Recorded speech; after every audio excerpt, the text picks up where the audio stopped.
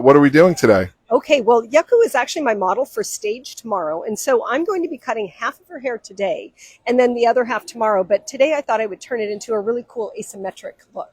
So I'm going to be working with a vertical section and then pivoting off of that. Well, actually working diagonal forwards in the front.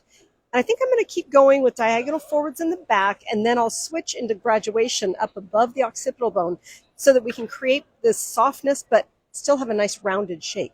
So I love this. So you're prepping for tomorrow and you want to do half the haircut and you do the other half on stage, but you're still going to make it into something today. Exactly. That just goes to show how creative you are. So let's talk about partings. How did you choose the partings here? Is there something about the growth direction or the shape that you're cutting? It's more about the shape that I'm cutting. I'm going in and I'm going to be creating a narrow feeling at the back of her, behind the ear, because she has quite a wide structure to her face. She definitely has more horizontal lines than vertical. And so I don't want to create too much width right behind the ear, and I want to keep length. But I also want to extend the shape back a little bit. So my partings are going to be diagonal forward here so that I can work along with the shape that I'm wanting to do. And I'm keeping my guide at the top consistent. And then at the bottom, not on this section, but the next one, maybe a little here, I'm going to start tipping out so that we're going to keep all of this length around the edges. So it looks like you're cutting quite clean. Obviously with your thousands of videos that are so popular, you're usually doing fun, freehand techniques and texturizing, but you still cut strong, clean shapes as well?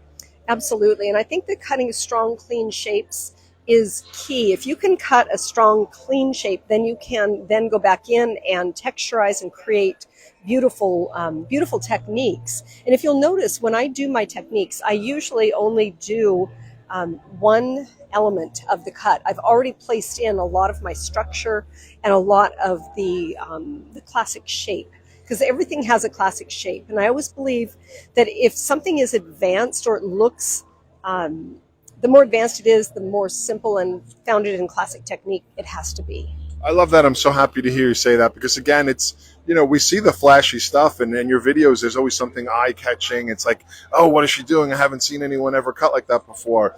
But to still say that it's all about the basic shape, the strength, and that's just one element of the cut, I think it's such a great message for everyone out there, especially young hairdressers. Yes, because a lot of times people think they can go in and just texturize a cut.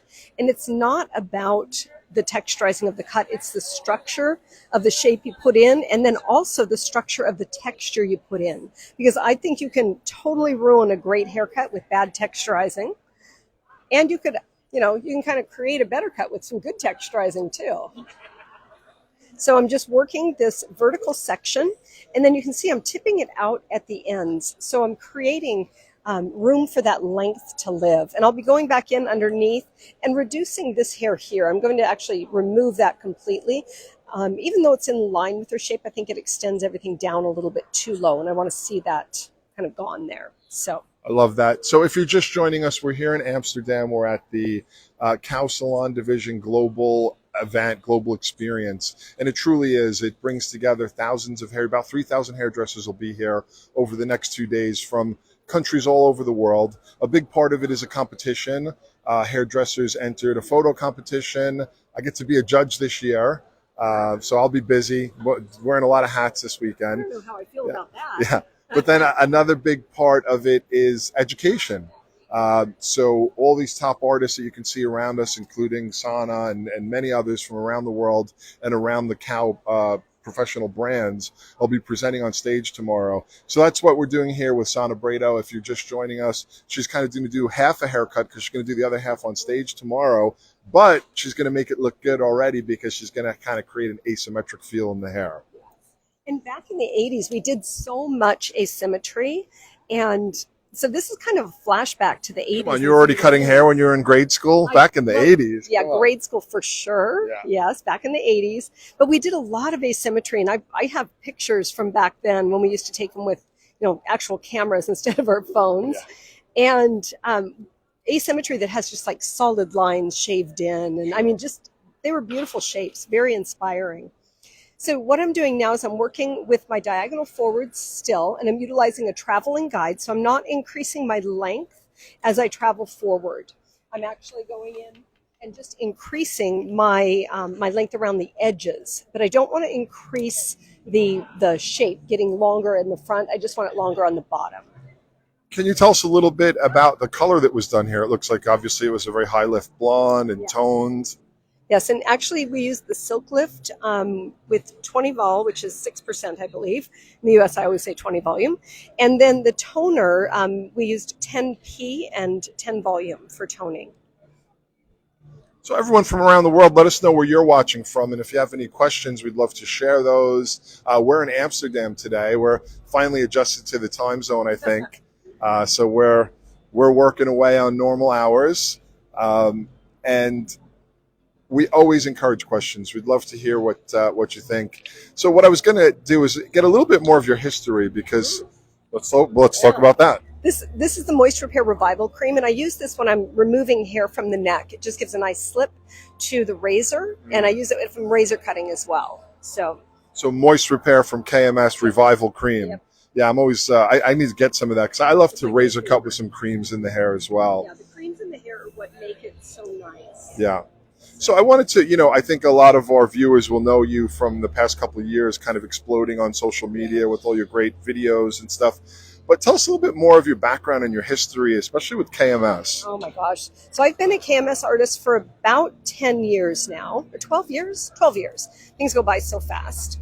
And I started with the company, came in right at a national artist level.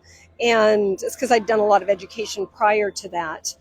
But I've done the shows, I've done a lot of the academy things. I'm working on academy programs right now where we're changing some things up a little bit. I'm going to grab my scissors over here.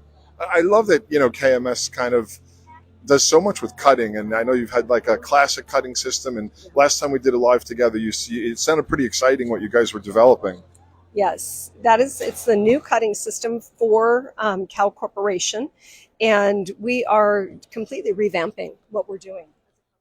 So it's very exciting to be part of that process. And yeah, I can't say a whole lot about it. It's kind of top secret. So will there be kind of like any online portal or anything, or is it all just about live education? No, they are doing definitely online. Not the actual classes, but there is a lot that's going to be digital, because Cal is definitely at the forefront of keeping things environmental. So we're really going with a lot less paper, a lot less of your footprint, if you will. Okay, so you went through and you kind of layered through the back and the sides, and now it looks like you're starting to work on the outline. Tell us what you're looking for and how you're approaching it. Well, one of the things I like to do, and that I've been teaching in my classes, is that you don't do your edges until the very end. Because what I find is when people are doing short hair, they go in and they cut this off to begin with. And then you don't have as much to work with. So I love cutting my interior first, and then going back through, kind of splitting the hair, and just removing the hair that is right around the ear area. And then it leaves all the softness and blending that out. So I think that that's a really nice way to go with it. I'm not sure what I'm doing here. I love to wait until the very end when it's dry and actually take a look at those edges. So I worked this whole section with diagonal forwards sections. My shortest point, sometimes I'll do this and I'll make my shortest point right at the ear, over direct to here, then it gets longer as it flows out. So starting in the middle instead of on one of your edges is kind of a different technique, different way to go. Then I went through and I'm cross-checking, because this is going to become my actual guide for the rest of the shape. So in the back, I'm going to continue over-directing to a stationary guide, which then it's going to push the other direction. And in front, I'm going to take partings that are across the grains of the hair right there and work from short to long. So I'm just going to kind of have fun. I love what you mentioned about, I think, sometimes we learn a basic, like whether it's in school or in a basic training, cut your outline and then use your outline to layer from your outline. But by reversing that is one of the ways you start to get different effects by, but you kind of have to be able to read the hair more, because if you cut the outline, then you know how much to layer to not change the outline. But if you cut the layer first and then work on the outside, so any tips on knowing, how to choose the right length if you don't have an outline to layer from?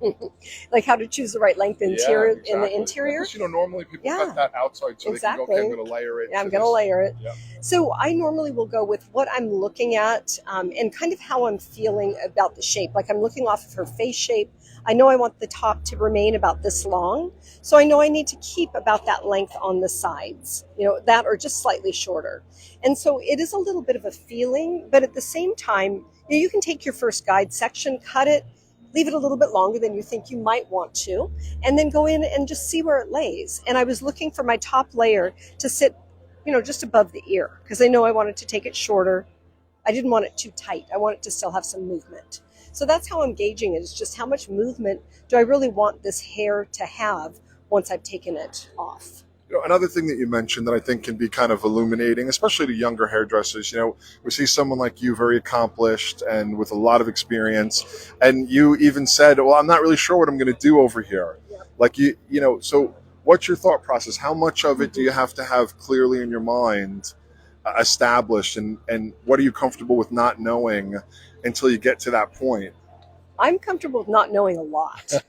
But I think that comes from doing it so many times. So yeah. I just kind of take a look at it, and I literally will change my mind several times in a cut based on how the hair is laying, how I'm seeing it develop with the person's facial structure, and just how the hair is responding.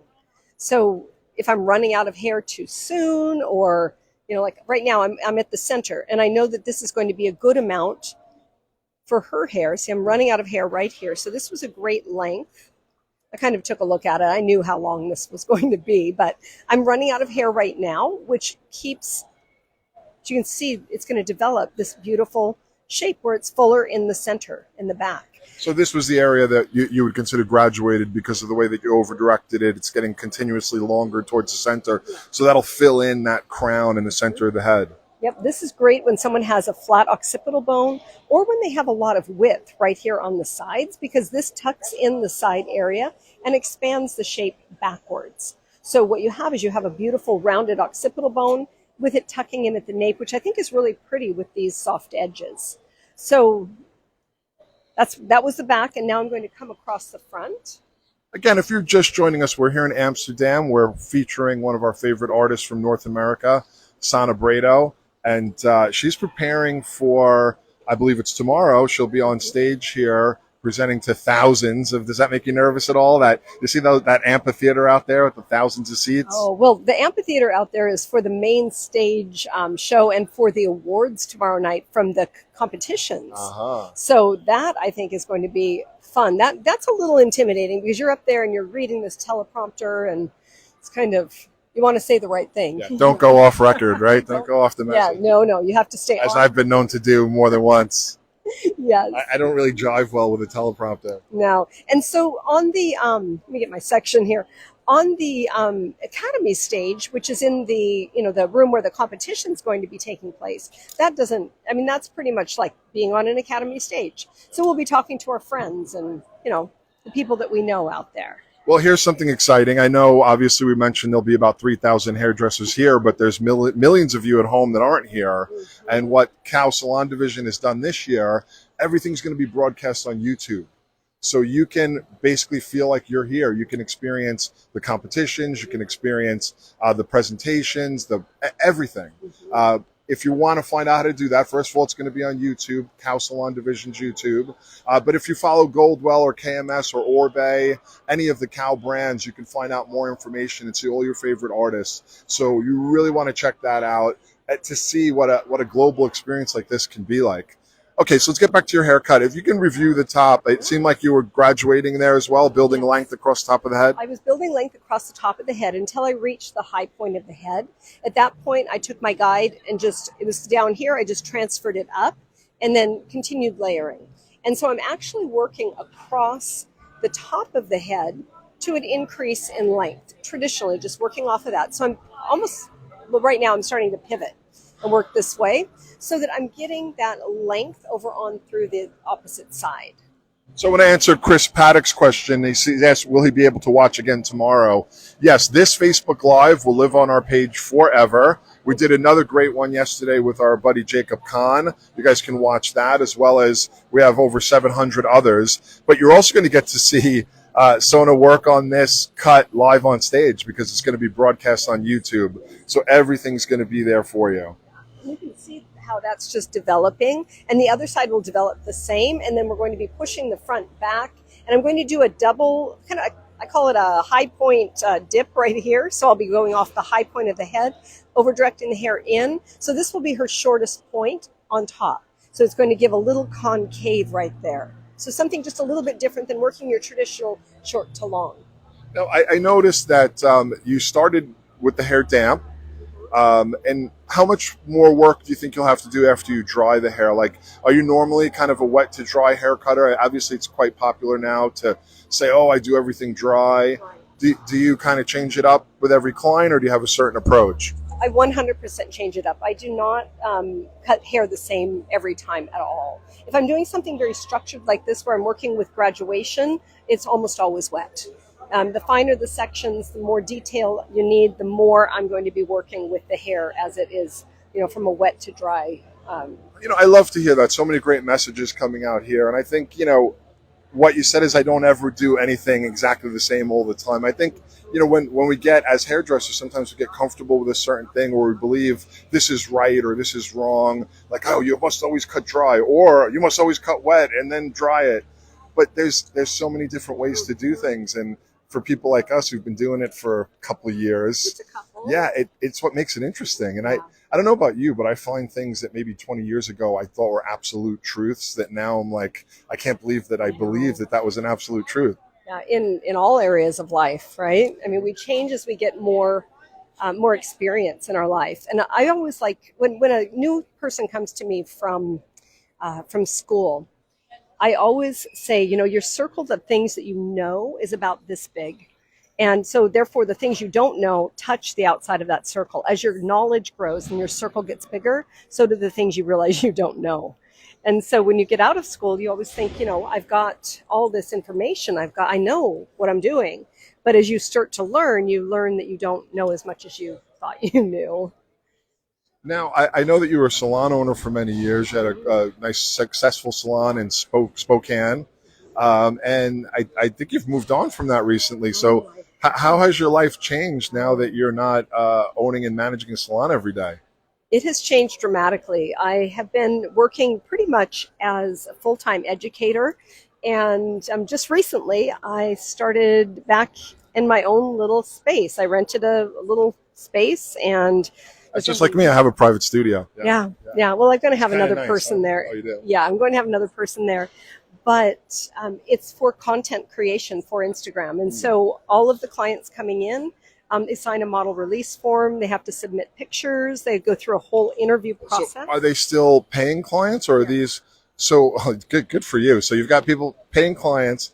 But, we were talking about this with Jacob a little bit yesterday, because people are still nervous about like content. And he said, oh, my clients, if I don't make a video of them, they say, why didn't you make one? Yeah. And these people are coming. They know they're going to get filmed. So it's just kind of like, they want to see themselves on Instagram. It's interesting how much things change and how quickly they change from, oh my God, I don't think my clients would like this, to now like, oh, you didn't do a before picture. What's going on?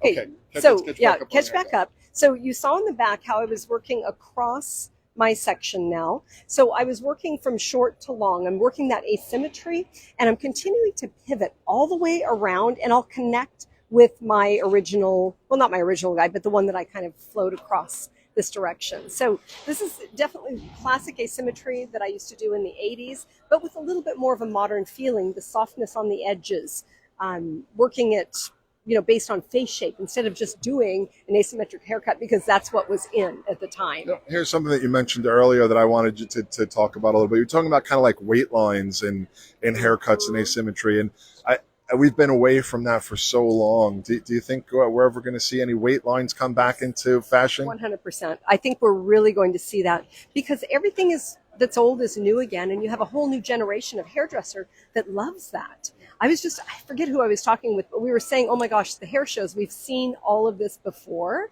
but there's a new hairdresser, just like somebody turns 21 every day. There's a new hairdresser graduating every day that to them, this is new and exciting and just amazing work. So it's so interesting to me because for the first 5 years of my career, I had to work so hard to create graduation with perfect weight lines. Yeah, and then I had to learn how to create graduation with no lines. Yeah. I don't even know if I could do it with a perfect weight line again. So it would be a challenge. I don't know if you remember, but everything used to be cut horizontally. Yeah. I mean, we only cut horizontal. And when people started coming out and cutting with vertical sections, it was mind blowing. It's like, how do you control the hair? How do you control weight and shape? Right. So, okay, I'm going to go ahead and blow dry this. And will it be a simple dry? Do we want to stay with that, or do you want to just come back after and we'll put up a finished picture? Or what do you think? I mean, it's almost dry now. I'm going to do some detail work. Yeah. I'll as long as you're not pulling out the round brush and doing a set. No. Round brush on this, I would never. It was a joke, a bad joke. Okay, I'm going to use just a little bit of first the thickening spray from KMS. It's the Add Power. Has a rice protein powder in it, and I've always been such a big fan of the KMS products. I just really feel like it's a hair cutter's line in a lot of ways. Yeah. A lot of the different products you can use as cutting lotions. Like I could have used the Add Power thickening spray for a cutting lotion, but I used the Moist Repair just because it gave a little more slip to her hair. And then I'm going to also use a little bit of the Tame Frizz oil, just because she's, it's a highly processed head of hair, and this will give just a little bit of slip as we're drying. So again, I noticed you cut the whole thing clean. When it's dry, do you think you'll do any texturizing, or do you want to keep the shape pretty clean and linear? I need to see exactly how it dries. Not committing. I'm not committing. And I did at one point, I don't know if you caught it or not, Randy did, is right back here where I transferred from my working to an increase in length to my graduation, I did that with point cutting. So it gave me just a little bit of softness as I was working into the... To avoid a weight line. To avoid a weight line, yes. That's because weight lines, you can either take care of them as you're cutting or when they're dry. So I'm going to be drying. So as Sana begins to just do a little bit of drying, thank you for joining us. Stick around because she's going to show us some finishing. But I wanted to let you know where we are. We're in Amsterdam. We just arrived yesterday. And this is the prep area. We've got representatives from all the different cow brands, Orbe, KMS, Goldwell. And they'll all be presenting these models tomorrow to the 3,000 attendees. I'm here doing double duty, not only doing the social media stuff, but I'm judging the competition. So I have to go through today and look at hundreds of photos. And then tomorrow I get to judge the live part of the competition, where all of the national winners from around the world have come here to Amsterdam.